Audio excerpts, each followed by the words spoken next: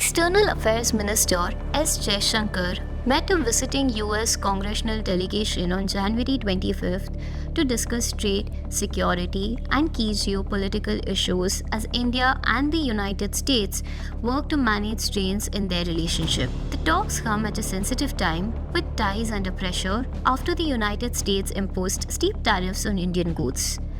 The measures include a 25% levy linked to India's purchase of Russian oil, taking the total tariff burden to 50% on some products. Officials said trade was a central focus of the discussions.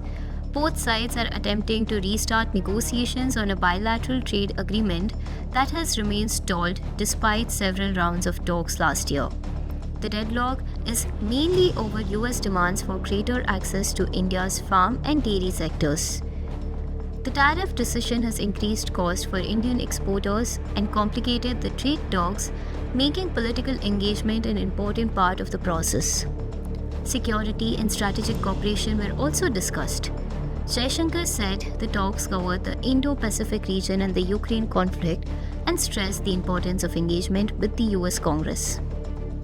US Ambassador to India, Sergio Gore, described the meeting as productive and said discussions focused on security, trade, and critical technologies.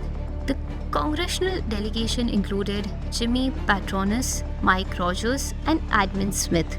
Such visits are seen as a stabilizing channel in India-US ties, especially during periods of economic and policy differences. The meeting follows recent high-level interactions between Indian ministers and US lawmakers, indicating continued efforts on both sides to keep the dialogue open.